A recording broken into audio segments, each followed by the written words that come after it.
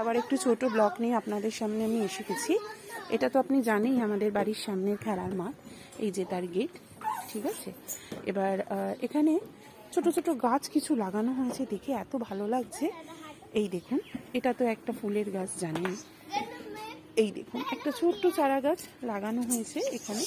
Actually আমারই ইচ্ছেতে আমাদের পাড়ার ছেলেদের বলে তারা এই চারাটি এনে এখানে লাগিয়েছে। এই দেখুন, এখানে একটা বেল ফুলের গাছ লাগানো হয়েছে, এখানে জবা ফুলের গাছ আছে।